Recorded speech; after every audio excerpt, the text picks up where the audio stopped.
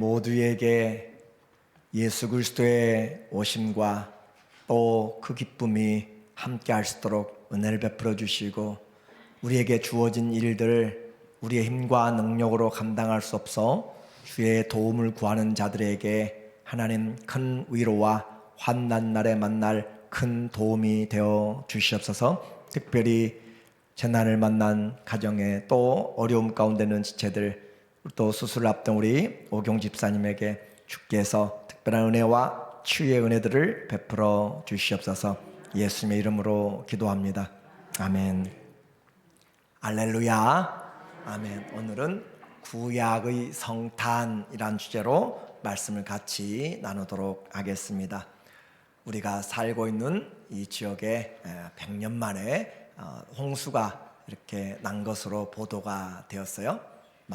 수만 명이 대피를 하고 생각해보지 못했던 어려움들이 인생에 찾아왔습니다.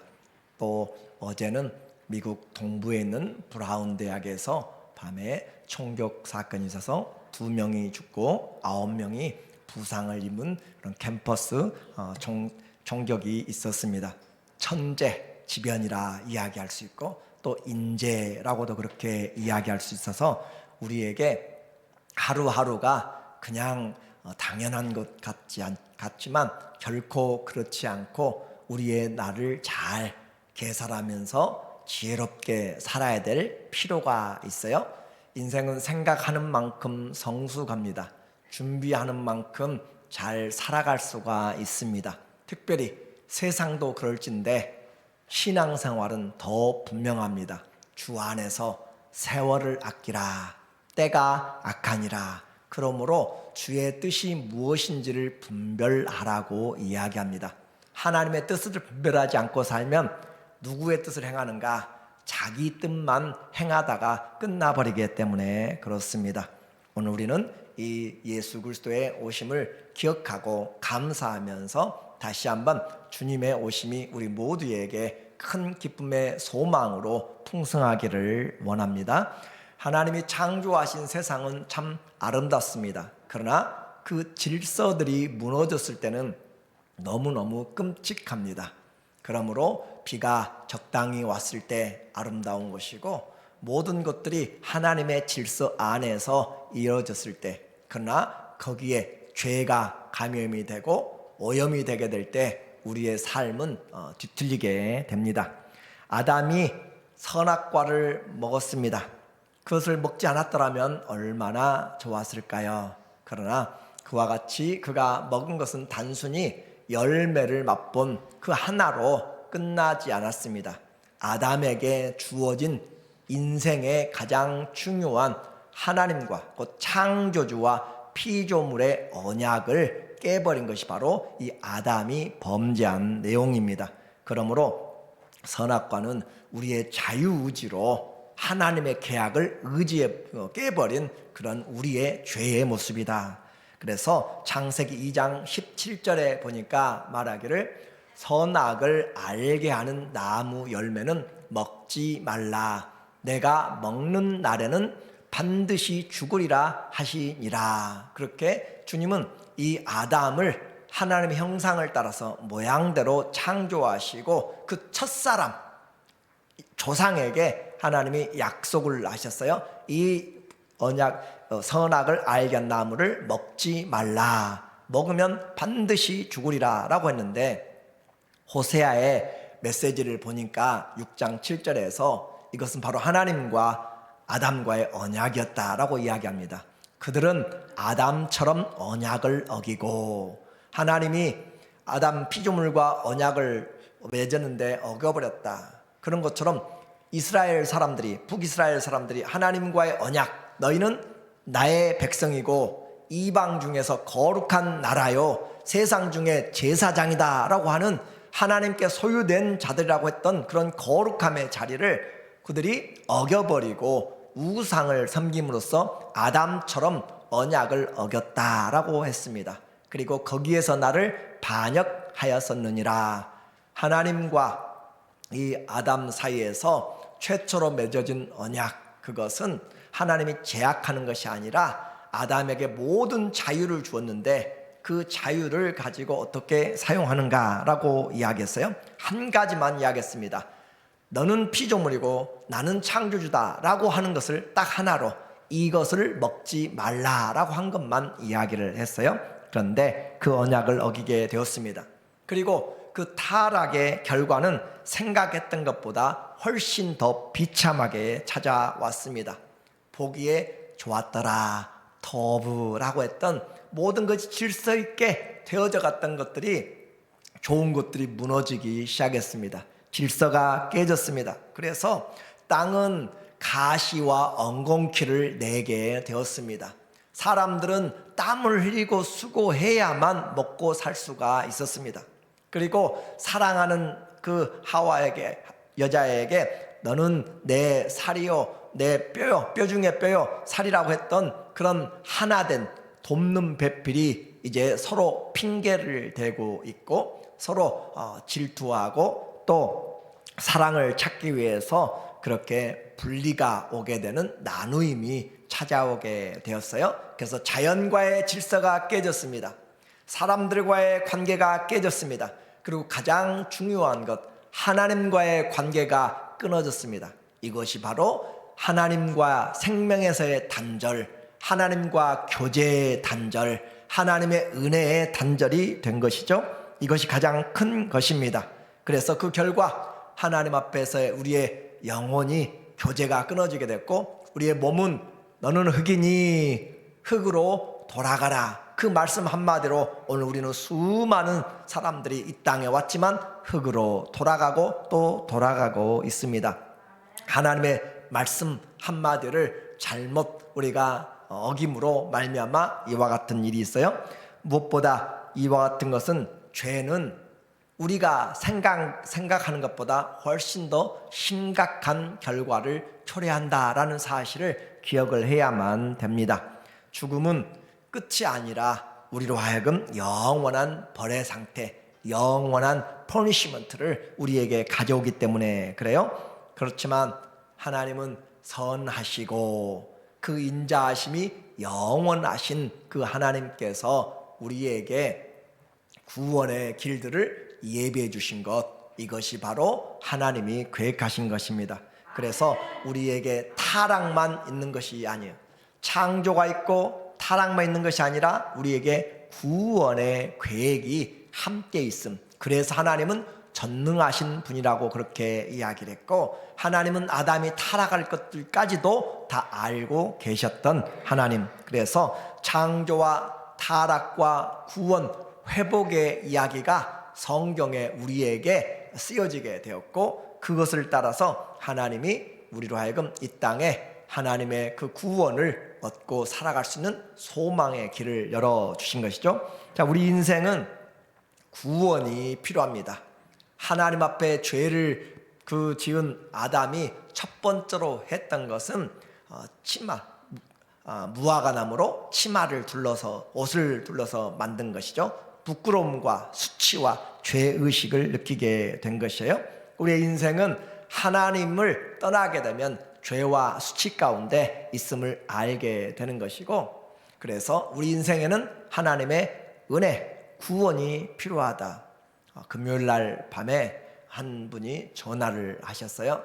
저희 교회 한 6, 7년 전에 다니셨던 분인데 밤에 전화 와서 자기의 와이프가 she's dying 하면서 전화를 해서 와서 기도해 줄 수 있냐라고 해서 제가 바로 갔습니다. 위암 말기였고 숨을 제대로 쉬지 못하고 의식이 아예 거의 없어요. 인식하지 못합니다. 그리고 입을 벌리고 호흡만 가쁘게 그렇게 쉬고 있는 그분을 보면서 하나님 앞에 기도하고 찬송하고 말씀을 전하고, 그리고 정말 간절히 하나님 주님의 은혜를 베풀어 주시도록, 무엇보다 구원의 은혜를 베풀어 주시도록 그렇게 기도를 했어요. 한 가지 생각을 해 보았습니다. 그 의사들로 인하여 우리가 생명도 연장되기도 하고 시간을 버는 것 같지만, 그러나 하나님의 정하신 때가 되면 그 어떤 사람도 할 수가 없는 것이에요. 그런데 그 가운데서 우리가 이 생명의 복음을 가지고 간다는 것은 얼마나 놀라운 것인지, 죽은 자에게는 생명이 필요하지 다른 어떤 것도 필요하지 않습니다. 그래서 찬송하고 말씀을 전하면서 머리에 손을 얹고 간절히 기도하는데, 제가 와서 이야기를 하고 그렇게 해도 전혀 반응이 없는데, 그렇게 기도할 때 이분이 두 손을 막 흔들면서 몸으로 그러니까 여전히 눈을 감고 있고 의식도 없는데 그녀의 영이 이야기를 하는 것 같아요. 그래서 그렇게 손을 막 흔들면서, 그래서 할렐루야를, 하나님을 찬양할 수 있는 그런 기회, 오늘 우리 모두에게 인생은 주의 도움이 필요합니다. 결정적인 순간에는 우리에게 페라리 차도 필요 없고 빌딩도 필요 없고 우리에게 생명이 필요한 것입니다. 이것이 지혜 있는 삶이에요. 하나님은 만물을 창조하셨고 조금만 눈을 들어서 보면 우리의 갈 길을 알게 되는 것입니다. 그래서 우리에게 지각이 있으면 우리를 지으신 하나님을 볼 줄 아는 것, 로마서 11장 36절에 세상을 우리에게 잘 볼 수 있는 그런 하나님의 지혜의 말씀이 있죠.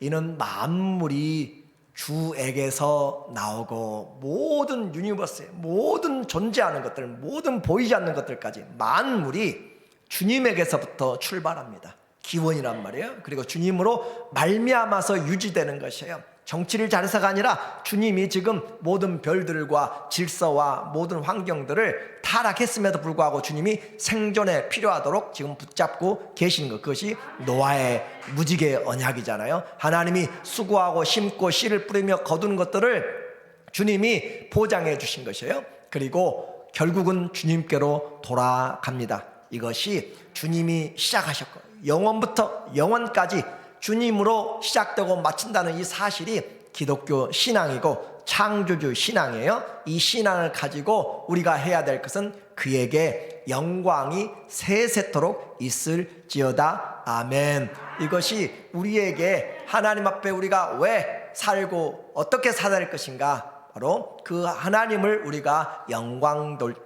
돌려서 하나님의 은혜로 살아갑니다. 그것이 우리의 해야 될 말이에요. 아픈 자에게 의원이 필요한 것처럼 하나님이 죄인에게 용서를 우리에게 주시는 거예요. 그래서 우리 모두가 우리에게 주어진 삶에서 하나님이 공급하신 것들을 좀 볼 수 있도록, 며칠 동안 계속 비가 오므로 햇살이 뜨는 것이 얼마나 감사한지 모릅니다. 홍수로 계속 되었을 때 우리에게 그것을 멈추는 것 우리의 힘과 능력으로 되지 않습니다. 엘리야에게 3년 반 동안 비가 오지 않도록 하신 분도 하나님이고, 또 그것이 오도록 말씀하신 분도 하나님이시고, 하나님이 자연의 질서에 맡기셨지만 때로는 하나님이 직접 간섭하셔서 죄에 대하여서 전쟁과 죄에 대하여서 전염병과 전쟁에 대해서 자연의 재해들을 통하여서도 하나님이 우리에게 올바로 가도록 경고하는 하나님의 세상을 다스리는 방법들 중에 하나입니다. 그러므로 오늘 우리는 홍수로 또 어려움 당한 모든 환경에도 주님이 필요한 것처럼 오늘 우리의 심령에도 갈급함에도 주님의 심령이, 주의 은혜가 찾아와서 우리에게 세상을 살아가는 넉넉한 은혜들을 베풀어 주시기를 원합니다. 권세와 명예와 부귀와 그 모든 자랑들도 내가 제대로 누리지를 못합니다. 하나님이 우리를 구원해 주지 않으면 잠깐이고, 그리고 끝날 때는 다 손 놓고 가게 돼 있어요.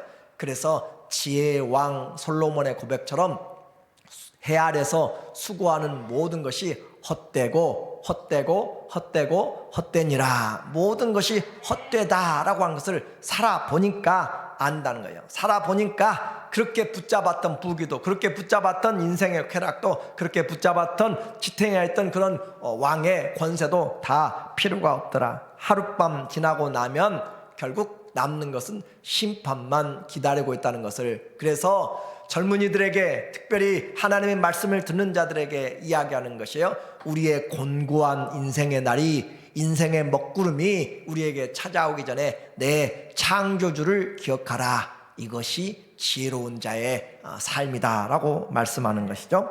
이제 하나님과 관계에서 끊어져 버린 창세기 3장은 우리에게 앞으로 다가올 인생에 대한 아주 중요한 메시지였습니다. 아담은 에덴 동산에서 쫓겨났고, 그리고 그에게는 세상에서 이제 고난이 따르게 되었어요.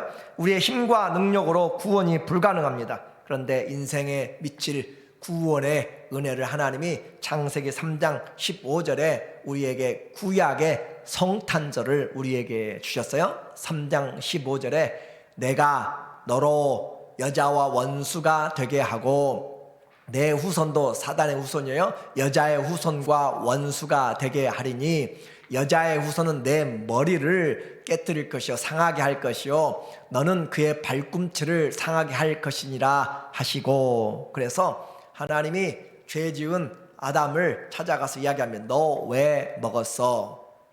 당신이 주신 이 여자 때문에 먹었습니다. 하와에게 묻습니다. 너 왜 이걸 먹었어? 사단이 와서 나를 꾀물어 먹었습니다. 사단에게는 물어보질 않습니다. 그리고 하나님의 저주가 그에게 땅에서 기는 모든 자들 가운데 가장 저주가 임하도 그렇게 하였어요. 이미 그는 하나님 앞에 범죄를 하였기 때문에 그렇습니다. 자기 보좌를 하나님같이 올리려고 그렇게 교만한 마음을 품었기 때문에, 이미 반역을 한 죄이기 때문에 그래요. 그리고 오늘 이 창세기 3장 15절에 하나님께서 아담에게 여자의 후손이 바로 이 사단의 머리를 깨뜨릴 것이다 라고 그렇게 예언을 함으로써 여자의 후손이 나오게 되는 창세기의 그런 성탄의 전야인 것이죠. 그래서 이 아담이 하와 이름을, 여자 이름을 하와라 짓습니다. 하와의 뜻은 바로 산자의 어머니라는 뜻이에요. 이렇게 죽은 줄 알았는데 하나님이 여자의 후손으로 이 세상을 다시 새롭게 하고 구원의 은혜를 주신다라는 걸 통하여서 이 하와를 통하여서 날 사람, 그 후손이 바로 살아있는 그런 메시아가 오실 것을 기억하면서 산자의 어머니라고 하는 그런 이름으로 하와라고 그렇게 이름을 지었어요. 하나님과의 언약을 깨뜨린 것 아담의 한계였습니다. 우리의 선행으로 우리가 자유의지를 가지고 살아간다는 것, 우리는 한계를 분명히 아담의 지혜, 아담의 능력, 모든 동물이 찾아왔을 때 이름까지 그냥 거침없이 다 지어주는 만물에 뛰어난 그런 사람이었지만, 그러나 그는 연약한 죄에 넘어갔습니다. 그리고 이제 성경은 우리에게 말해주고 있어요. 이 여자의 씨가 우리에게 가장 중요한 구원의 길인데, 그 씨가 누구인가? 또 아담의 후손들을 통하여서 아브라함과 하나님이 약속한 그 아브라함의 씨, 그 모든 씨들이 말하는 것은 아니고 딱 한 사람을 지명하여서 말했습니다. 갈라디아서 3장 16절에 우리에게 말하기를 이 약속들은 아브라함과 그 자손에게 말씀하신 것인데 여럿을 가리켜 그 자손들이라 하지 아니하시고 오직 한 사람을 가리켜 내 자손이라 하셨으니 곧 그리스도라. 곧 한 사람, 한 씨. 그래서 그 씨가 여자의 후손이라 라고 그렇게 우리에게 이야기했어요. 자, 이제 우리는 성경의 모든 역사, 사람들의 모든 일들이 바로 이 씨가 오는 것을 준비하는 것이고, 그 씨가 우리에게 구원을 베푸는 것을 바라보는 것이에요. 거기에 소망이 있습니다. 그래서 창세기에 나타난 족보들이 다시 역대상 퍼스트 클로니스의 다시 한번 우리에게 나오고 있어요. 그리고 마태복음에도 여전히, 누가복음에도 족보들이, 그 이름들이 나타나게 됩니다. 그것은 바로 예수 그리스도가 와야만 우리의 인생에 소망이 있기 때문에 그래요. 그렇게 해서 여자의 후손이 왔을 때 구원이 이루어지는, 그래서 구약의 성탄은 어떤 것인가? 바로 예수 그리스도의 약속을 기다리면서 그 소망을 가지고 살아가는 것입니다. 창세기 3장 15절을 그래서 우리는 태초 복음이라 라고 그렇게 이야기해요.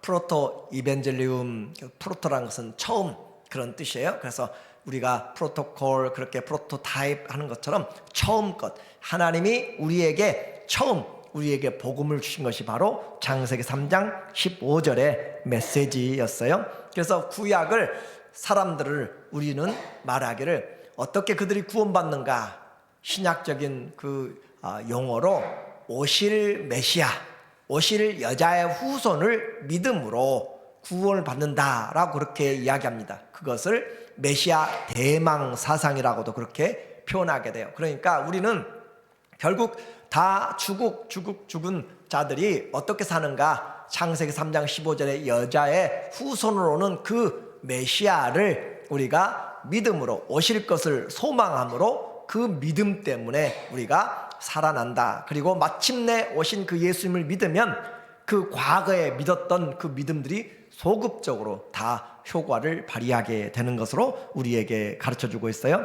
이제 이 구원의 길, 사람들은 그 주님이 오시는 것을 믿음으로 준비해야만 했습니다. 그리고 사단은 그 길을 막으려고 예수님이 오시는 길에 수많은 길에서 그를 막으려고 했어요. 마침내 주님이 오실 때도 예루살렘에 또 베들레헴에서 2살 아래에 아이들을 다 죽임으로써 여인의 후손으로 오시는 메시아를 죽이려고 했습니다. 그러나 하나님은 아담에게 약속하였던 것을 시간이 지나가면서 점점 우리에게 소망을 풍성케 해 주시는 그런 하나님으로 우리에게 약속을 해 주셨어요. 이사야서 7장 14절에 하나님이 말씀하십니다. 그러므로 주께서 친히 징조를 너희에게 주실 것이라. 보라, 처녀가 잉태하여 아들을 낳을 것이요 그의 이름을 임마누엘이라 하리라. 상황이 어렵습니다.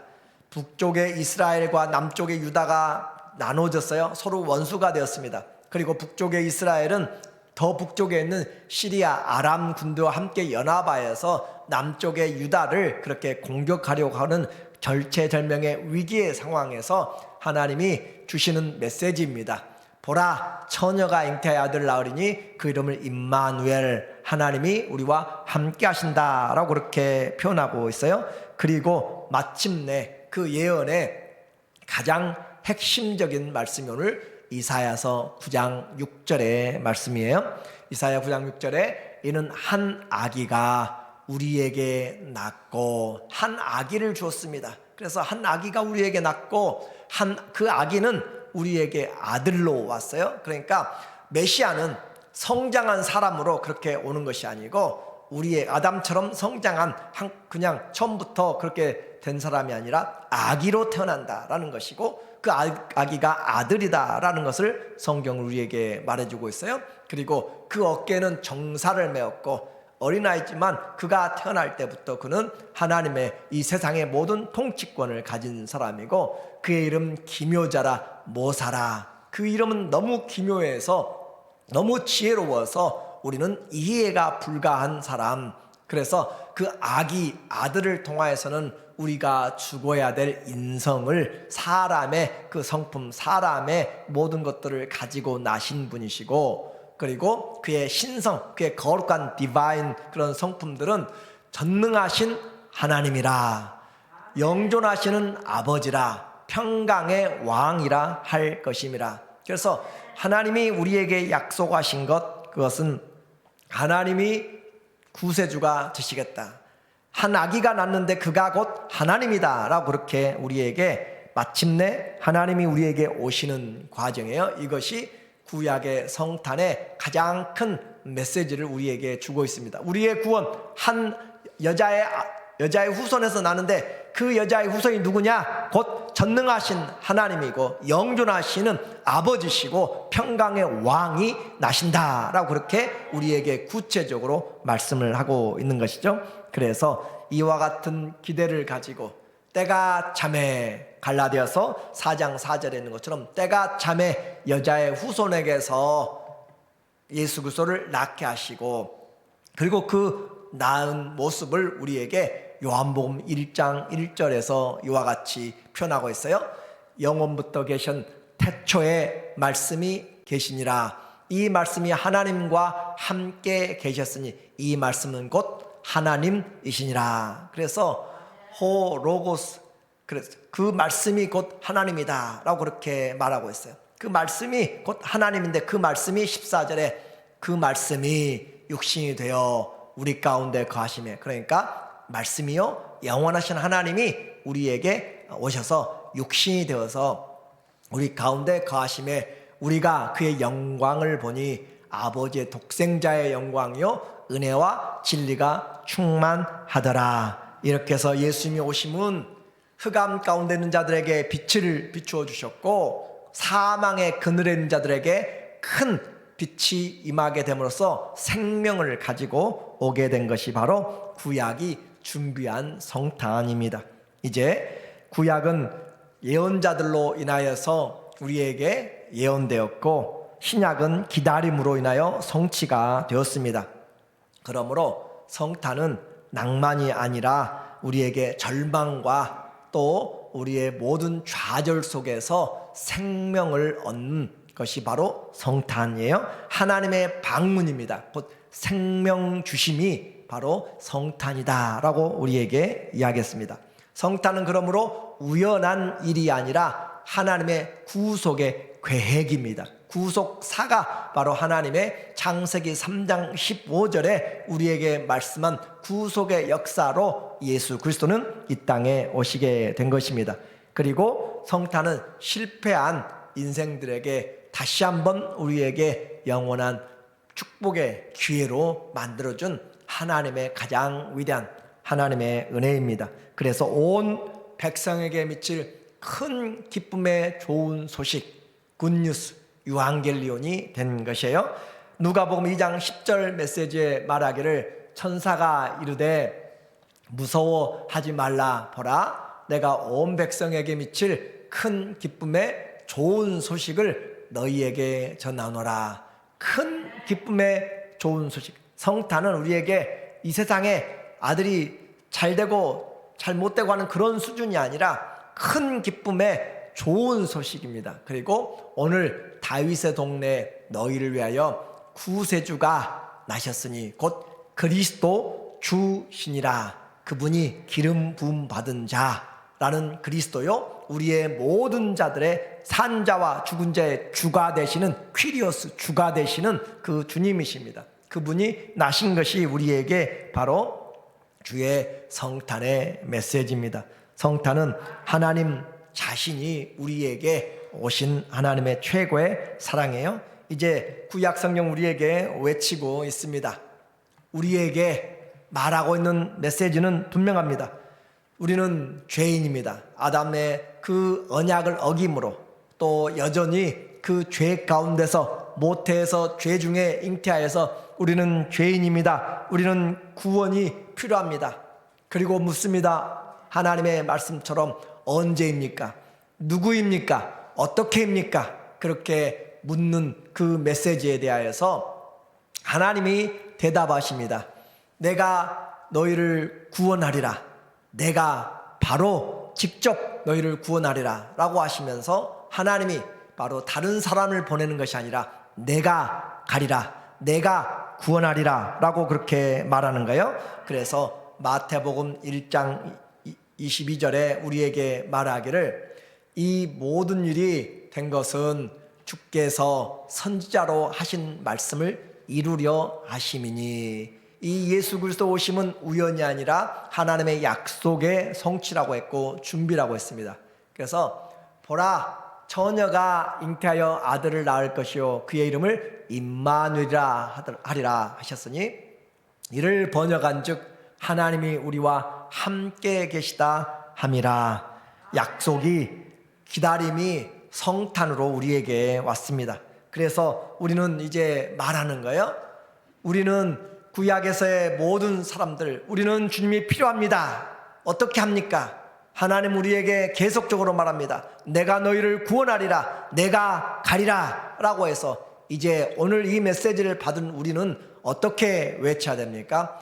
기쁘다 구주 오셨네 라고 그렇게 외치는 것이 바로 이 성탄에 우리에게 주신 하나님의 은혜입니다. 죄와 사망과 그 모든 절망 가운데 예수님이 오신 것은 우리로 하여금 영원한 생명, 죽을 자에게 죽은 자에게 꼭 필요한 것은 생명 외에는 그 어떤 것보다 중요한 것이 없습니다. 오늘 우리를 죄와 사망에서 살리기 위하여서 창세기 3장 15절에 약속한 그 성탄의 예언이 오늘 우리 모두에게 2000년 전에 이 땅에 하나님이 직접 오심으로 이루어진 기쁘다, 그 주님이 오신 주님을 우리가 찬양하는 우리의 믿음으로 다시 한번 하나님 앞에서 생명의 삶 살아가기를 예수님의 이름으로 축원합니다. 아멘. 하나님 아버지, 성탄은 감정과 이해가 아니라 그 하나님을, 그 아기를 내 구주로 영접하는 것입니다. 오늘도 내 마음 가운데 그 주님을 영접하게 하여 주시옵소서. 예수님의 이름으로 기도합니다. 아멘.